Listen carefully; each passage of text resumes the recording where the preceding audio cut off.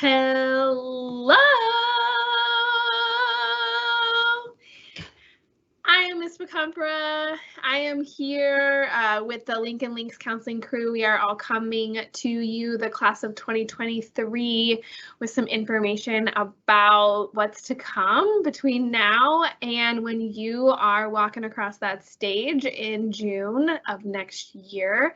Thank you so much for being all with us, and I can see who in the chat, who's here, and who is, and I'm excited to see you all. All right, next slide.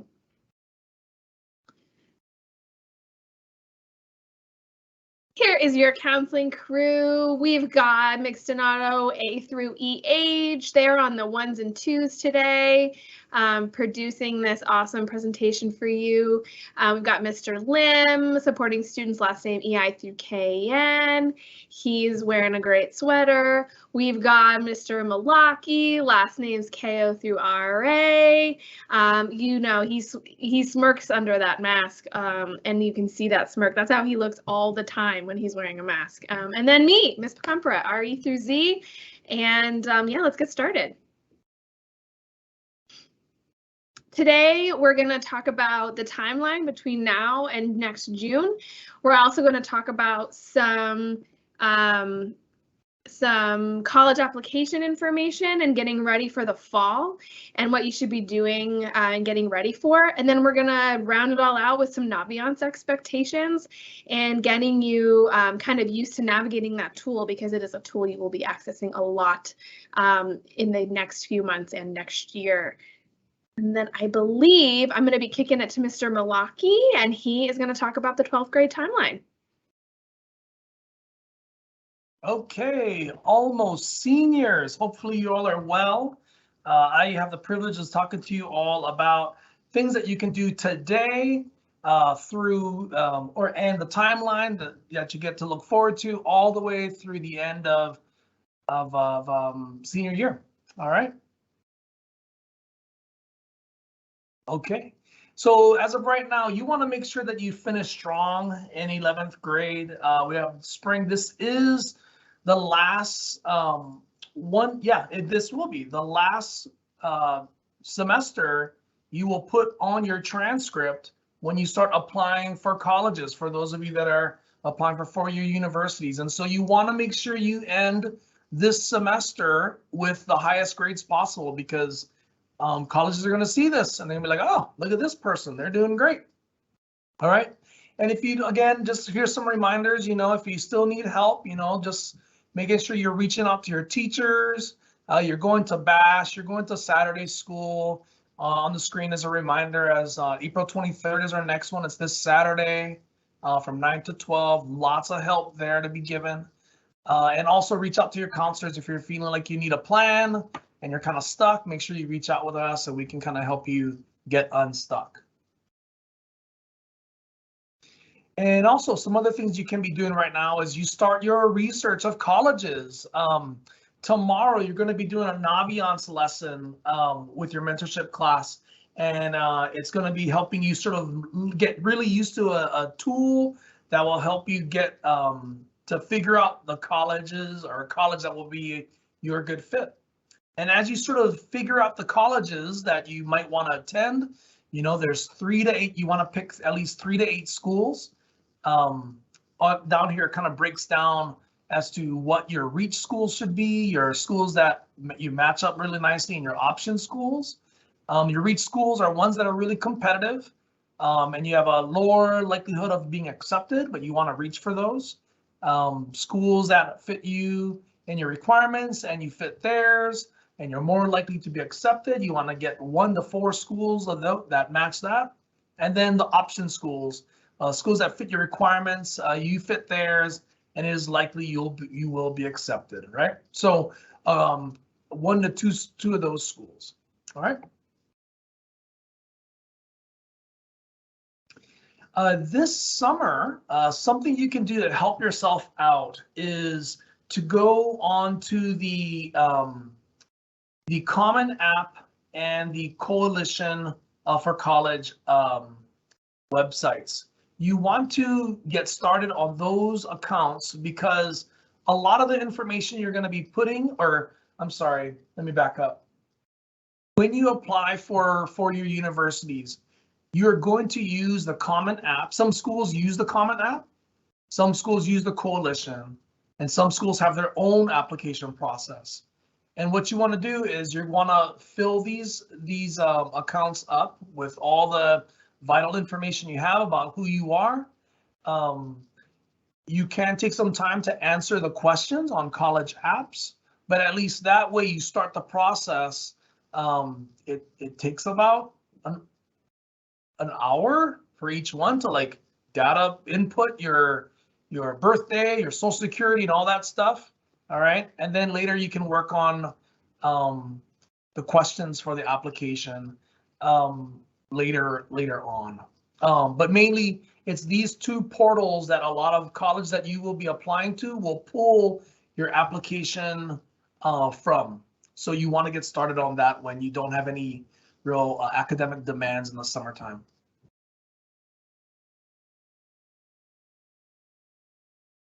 And real quickly, in the fall, you're going to be signing up for FAFSA. That's from Federal Financial Aid, and FAFSA and WASFA.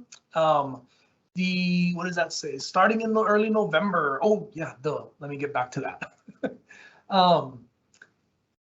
We are going to give you more information about this on a later date, but just know on how to pay for colleges. We will get that information to you, but today we don't want to spend a lot of time getting bogged down in the weeds of this stuff. But just know in the fall, you have stuff that you will need to do in order to pay for college and finalize the college process.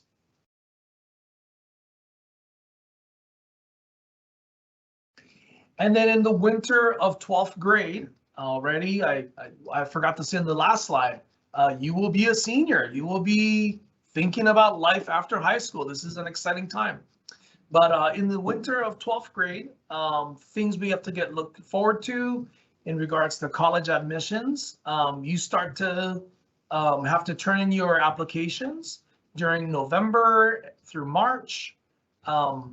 In February 1st, the Seattle Promise is due. It's a deadline. If you didn't know, the Seattle Promise is a wonderful opportunity for students that want to start their four-year college journeys in the local colleges. And the Seattle Promise says basically that any Seattle Public School graduate will get 80 credits paid for. That's around 2 years of, I said it wrong, Ms. Pacampra? 80? 99. Oh, I'm wrong. 90 credits or 2 years. Sorry, almost seniors, I was wrong. 90 credits. You're all right. And so that's a really great opportunity to take. You know, that's whenever you can get free school. That's awesome. And so during the winter time, you also want to spend some time monitoring scholarships to see which ones are available. And then you also want to finish up some of those remaining graduation requirements like Washington State history, if that's something you still need to get finished up. The PE competency test, if that's something you got to get finished up. If you haven't done the SBA or you haven't met the standard yet, that's something you still have to sort of be thinking about. So some things to be thinking about in winter time. Winter of 12th grade. And then lastly, spring of 12th grade. Oh, so good. We're now, like right now, this time next school year, you will be doing some of these things, all right? You'll continue to apply and monitor for college scholarships. You start to receive your admissions decisions, like we've been celebrating with our seniors this year. We've been celebrating their awesome admissions into some great colleges. You're going to want to analyze some financial aid packages. You want to see who's giving you the best deal. And then May 1st is a really great day. You'll have to decide where you want to go from all the many schools that you get accepted into. And then we get to celebrate you in Memorial Stadium in June. Not sure what day, but I look forward to being with you all. We all do, and we will celebrate you and your awesome achievements. And so now I want to pass it over to Mr. Lim. All right, what's up, everybody? It's Mr. Lim, and we are going to talk about the college application itself, right? And this is one of my favorite things because before coming to Lincoln, I used to work in different universities here in Washington, and so I was one of the people who would review applications and make decisions, right? And so the more you know about the parts of the college application, the more prepared you can be, and the less scary it is. Once you start your 12th grade year, those college apps and those deadlines start to roll up real fast. And so you want to be ready. So here is the breakdown, the general basics that every college application asks for. And so your basic info, right? Your age, address, your name, that stuff. Make sure you enter those in correctly if you want your application to be processed and for the university to receive it. Next up is your academic information. And so that typically means the courses you are currently taking, what you've taken in the past, the courses you're projected to take for, like, let's say, semester 2 of 12th grade year, as well as any sort of academic achievements, accolades, any of those things you'll list it out. Next up is your extracurricular activities. Some applications may call it a resume, some may call it an activity log, but this is pretty much anything you're doing outside of the classroom. Next up is your essay, or sometimes essays, if they require multiple. And so this will be your opportunity to write about yourself in your own words. The next thing you'll see is letters of recommendation, if applicable. So not all schools require letters of rec, and others do. So I'll get into a little bit more of that on the next slides. So stay tuned. Next up, test scores, also if applicable. So many colleges and universities recently have moved to test optional. And so many of them don't require, let's say, an SAT or ACT anymore, but some still do, right? So that's another little thing you'll want to check with that college you're applying to see if you need it or not. Next up, and very importantly, are your transcripts, right? Most colleges that you apply to, you'll need to submit your transcripts right away. There are a few colleges out there where when you apply, they won't ask you for a transcript right away, but will ask you for one down the road, say once you're accepted, right? So another thing to check too. But general rule of thumb, most of them do ask for a transcript. All right, so I mentioned letters of recommendation earlier. Colleges vary whether they need it or not. They vary whether they need one, whether they need two, or more. I've never heard of more than two. But you want to make sure that you are asking your letter providers early on. Give them ample time to write you a quality letter, right? Your teachers, your counselor, your coach, whoever it may be, knows you well. You trust them to write you a letter. So give them the time to create something for you that represents you well, right? But again, before you even ask, make sure you double check if that college even needs it or not, all right? Once your letter provider writes you that letter, make sure to thank them. Send a card, send a letter, go tell them thank you in person, all of that. All right, so I mentioned the essays earlier. Some colleges may require one large essay, some may break it down into 2 or 3 smaller essays, right? But generally follow these rules of thumb. Make sure you are answering the prompt. This is a big one. In my time working in the universities, I would read essays that were amazing, but did not answer the question at all. All right, so read the prompt, then answer it, every part of it. All right, make sure the essay is about you. Sometimes we call it a personal statement because it's you, it's personal, right? You're telling us about yourself. Write it over, write a lot of drafts, get it edited, have extra eyes on it to give you input, and keep perfecting it. And then 4 is a big one, keep within the word limits. So if a college sets a 650 word limit, try not to go over. Try to stay within that range. Again, every college will vary on the word limit as well. And then number 5, don't overthink it, right? Put in the effort, put in the time, but don't bend over and break yourself down over just the essay, because the rest of your application is also just as important. All right, and so for some tips on how to write a quality essay or some example prompts, we have some useful links here. Check those out when you have time. It'll give you a general idea of what kind of questions to prepare for next year. And drafting up those essays or even brainstorming now is a great way to get started and prepare for next year.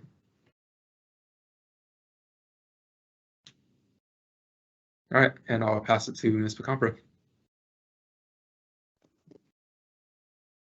Hello, welcome back. Okay, so we're going to do a pop quiz. What percentage of college applicants of the class of 2022 were accepted into at least one college?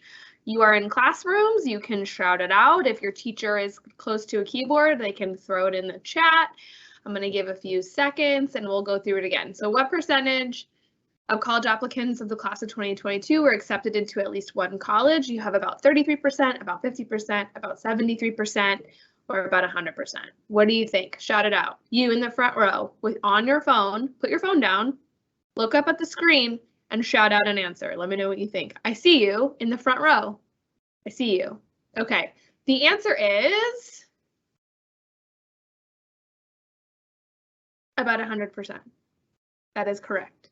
So all of that to say is that this information can feel really, really, really overwhelming. And that's totally natural and normal. And honestly, sometimes I feel like it's by design.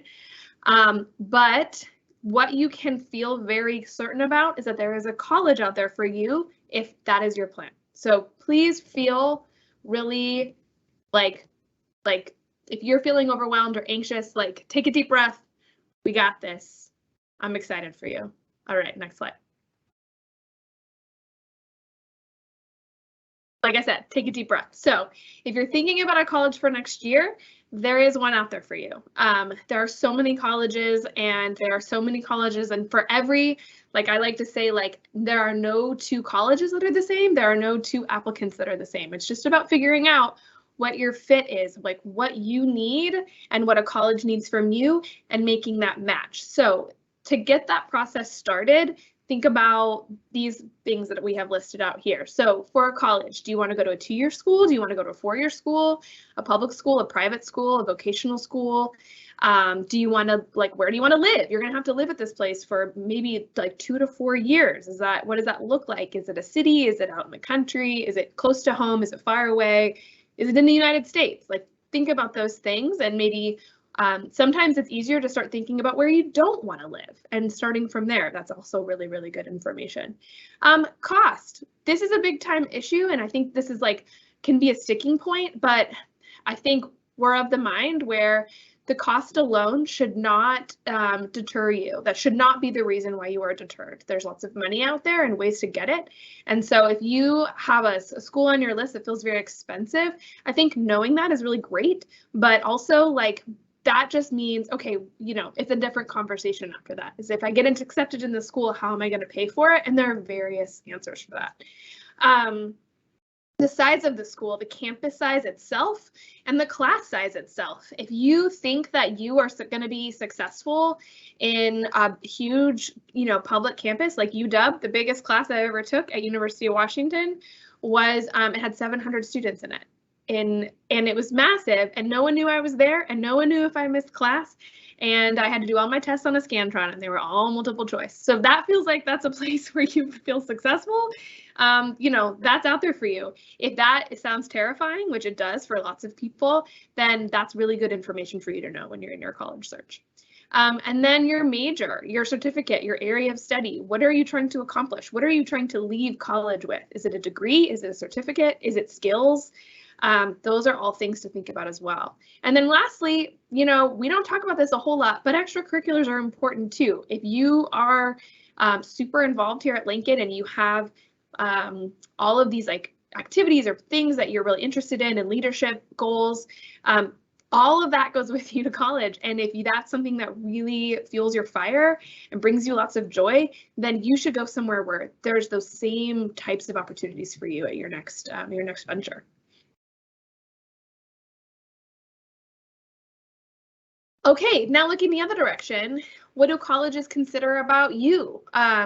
They consider your GPA. They look at your GPA. Now, each college kind of does this differently, and this is like typical for four-year schools, is that they'll kind of have their own range for the GPAs of students that are admitted. So you might go on a website and you might see GPA range. So that's one factor. They look at your extracurriculars. They want to know, what do you do outside of school? What are you passionate about? What do you like? Who are you?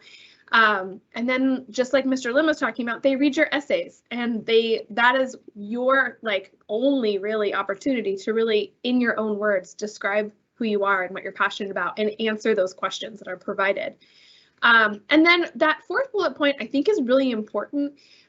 Grade trend. How have you grown? So if you are showing that you are trending in a trajectory that's showing that you're able to really be a successful student, and that over time you've taken on more rigor, and you have like maybe your grades are going in an upward direction, or maybe you are just feeling like you're taking on more and more like variety, like that says a lot about you as well. And that's an important point. And I think if you had specific questions about that, you and your grade trend, like you can have a conversation with your counselor about that, because that's more of an individual conversation. And then lastly, some colleges, fewer and fewer right now, are looking at test scores. And we're going to talk a little about test scores right now. Okay, so we as a team, we sent a survey to about 200 four-year universities, colleges and universities in the United States. And we got about 70 responses, and we're keep getting them. So as of yesterday, these are the results of this survey. And basically what we wanted to know is, with all of these major changes to college admissions, especially with SAT and ACT test scores, like what are these like colleges doing? What does test optional mean? Because even test optional alone can have varying definitions depending on the college. So if you look at this graph, this is what we learned. About 11%, about 12%. Are completely test blind. That means that test scores are not factored into admissions. They will not look at them. So that's something to keep in mind. 27.9% of the colleges that responded said that they're accepted, like they'll accept your test scores, but they're not factored into admission. So they might use it for other reasons, like maybe for scholarships, or I don't know, they're just like, sure, send them, but they don't really look at them. And then 48.5% will accept your test scores, but they're only considered to admit you, and they're not considered to deny you. And we also got a lot of follow-up kind of, feedback that was really specific about, like, they're nice, they're a data point, but especially in that green circle, they are not looking to deny you. They are looking to accept you. And so if your test scores tell a different story, they're not going to deny you based off of test scores. 0% of our responders so far have said that test scores are required. So what does that mean? Takeaways on the next slide. Sorry, mixed tomato. I'm thinking that they're just going to read my mind. The takeaways. Okay, yes, 70 schools is a small sample size, but if tests aren't your thing, if the SAT makes you nervous, there are lots of colleges for you. So keep that in mind. The other thing we learned is that colleges will be super honest. So if you ask them a question, they will answer it. If you want to know what test optional means at a specific college, give them a call. They will tell you. And then there is a complete list of the current test optional colleges at fairtest.org. And that list, they update it all the time. I send it often, I use it often. So write down that website if this information is speaking to you. And then I'm gonna kick it to Mixed Donato, and we're gonna talk about Naviance. Hey. Thanks for kicking it over to me. Hi, nice to see y'all. Almost seniors. I'm here. We're excited. I only have a couple things to go over, and it's a really big, really important thing is Naviance. I am a Naviance lead here at Lincoln High. So if you ever feel like you have any great feedback for Naviance or anything, please send it my way. I am here to tell you what you really need to do in Naviance in order to graduate. So we're going to get into that. So there are lessons that are in Naviance this year that are super match, college, career, and life readiness and resume building. I need you all to engage in those lessons and to really, really take it all in. Naviance it can sometimes be a frustrating tool. Sometimes we've had experiences where it doesn't work exactly the way we want. It has a ton of potential though, and there are some really great resources in it. So please, please, please lean into it. You're going to do Super Match tomorrow. You know, check out all the things I can offer. If you feel like, oh, like this isn't working the way that I want, connect with your mentorship teacher and be like, how can I maybe, you know, do this a little bit differently so I can get a list of schools that I'm interested in. You need to do these things. They're really, really important. So please get them done. All right, y'all. We did this. We did it. Did the presentation. We are planning another gathering in person. We're hoping in the gym in June with Almost Seniors, where we can just celebrate all of y'all and get ready again to answer questions, maybe have some fun things we can do. We're not sure, but we are just really excited about y'all rising into 12th grade. We are going to be available tomorrow in the upper commons during mentorship. So after you have done that super match lesson, again, if you get stuck in it, we're here to help you. You can come ask us questions. You can, if you just are, you know, or like, oh, this didn't work for me at all and I have no options. Cool, come tell us. We want to hear from you so bad. And a few things I just want to say in all, because I think we're about to get a bunch of maybe questions, is just a couple of reminders and things I think are important. For your letters of recommendation, you're not at a place right now where you need to be asking for those. You are just in the process of thinking about who you're going to ask, but you do not ask right now. We have a system for letters of rec at Lincoln. So if you're asking outside of Lincoln, you can do whatever you want, but at Lincoln, we have a system and you will be presented on that system. So do not ask anyone for that process right now because we're not there yet. And I'm not a mind reader. I know Ms. Pacumpero said that maybe I was earlier, but I'm not. As we found out, I'm not, and we're all not mind readers. So we know that this lesson was so college heavy. We don't expect all of y'all to go to college. That's not what we're thinking. We know there's so many paths out there. So if you aren't sure what you want to do after high school, come talk to us. We want to know that. We want to talk to you. You might have noticed when you go into Schoology, you see that you can book a time with us and that seniors have the option of booking a senior meeting. That's going to be available to you next year. And we want you to do that if you're feeling stuck. We want you to reach out to us. So I think we're going to open up to questions now. Maybe, are we doing any questions in the Q&A, y'all? Yeah, I think we have time. We're 10 minutes early. So if anybody has any, I mean, go ahead and drop them in the chat. I'm happy to, like, I keep saying we are a team. We are happy. Do we have them drop that into the chat or in the Q&A button?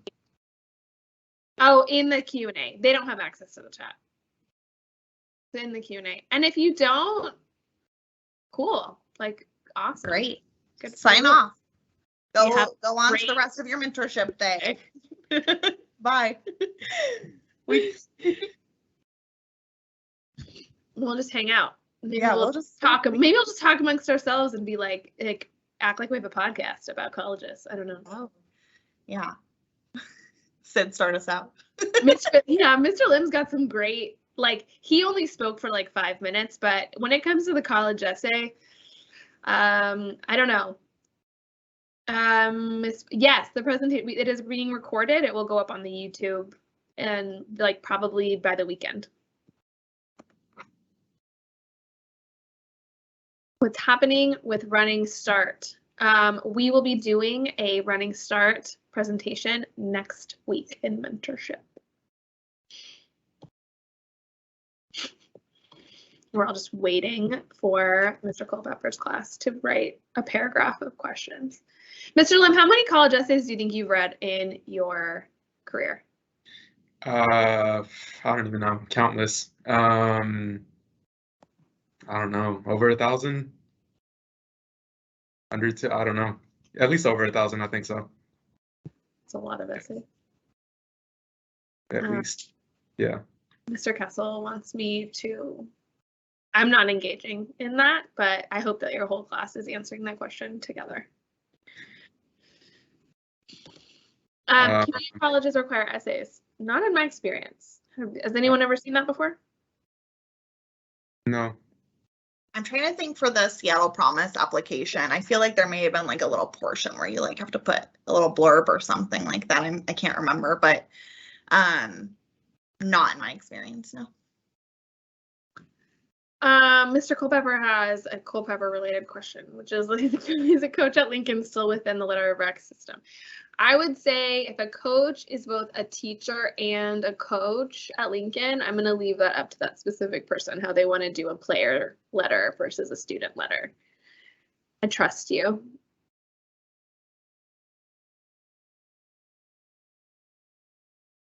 As I'm Dan's team coach, and I did write letters this year, and I did like a hybrid of the two.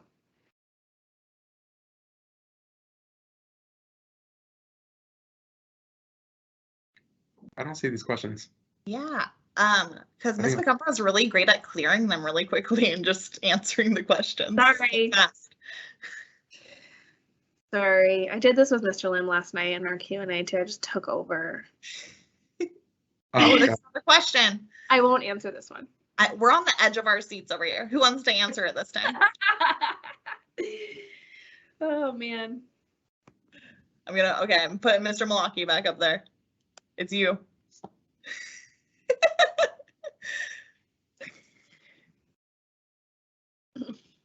Do you prefer teachers? Oh, you're muted. Oh, I saw that question, then I missed it. Should I go to published? Where did it go? Would you prefer teachers over coaches for a letter of recommendation? Would I prefer teachers over coaches? Do you mean universities? Mr. Culpepper? I almost feel like I'm going to throw it to Mr. Lim then. I'll answer it. I'm going to assume the question is about whether a college would prefer teachers over coaches or counselors or whoever. The general rule of thumb is to have a letter of recommendation from somebody who can speak in part about you academically. I would say if they're asking for 2 letters of recommendation, you could do 1 teacher, 1 coach. If I was going to say only 1 letter of rec, then I would probably prefer the teacher.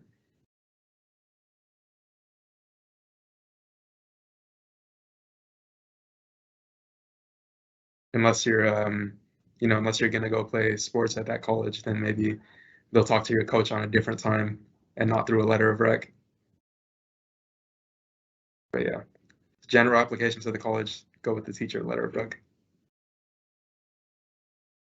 We've got some more questions. Yeah. Does minus and plus factor into the GPA, Mr. Lim? Oh, we're talking about like a B+, a B-, stuff like that. Yeah, I assume. Yeah, it's factored into the GPA. Yeah. And you can actually, at the top of your transcript, your SPS transcript, there is a key that breaks down like the GPA and the different ways that it factors in there. So the next time you see your transcript, you can look at it. And if you need a copy of your transcript, you can email Lincoln Counseling at Seattle Schools and get a digital copy. There's a question here I'm not quite sure how to answer. Can you discuss the role of small colleges in research work? That's going to be totally college dependent, would be my understanding. And it's going to be also research dependent. So not all research is the same. Not all small colleges are the same.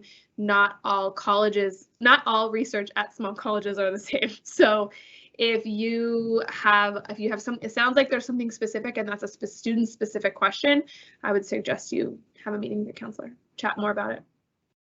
And I see, can you add extra letters to your letter or your application, extra letters of recommendation to your application? Sometimes you can, totally possible, that you can add more letters of rec. Sometimes absolutely not, you can't. So it really depends on the college that you're applying to. Do you have anything to add on to that, Mr. Lim?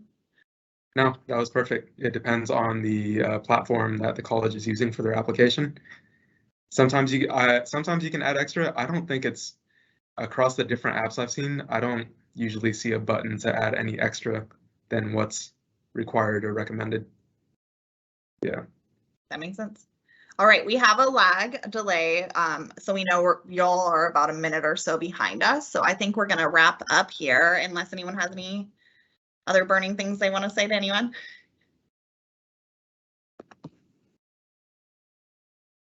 I'm watching the counseling team's faces go like, maybe. You know, to be honest, there's so much I want to say. That's the problem. I like can't pick just one. I think my takeaway is like, and what your takeaway should be is that come talk to us. If we are a resource, come chat with us. I don't know. Does anyone else have any parting words? I think I have one. Almost seniors. I think Mix Donato sort of mentioned this, but it's really important to remember it. You know, college is expensive. In June, we're going to do a class meeting. Hopefully we'll be in the auditorium, not the auditorium, but the gym, where we're teaching you all on what you need to do to pay for college. Perfect. All right, thank y'all. Go Lynx.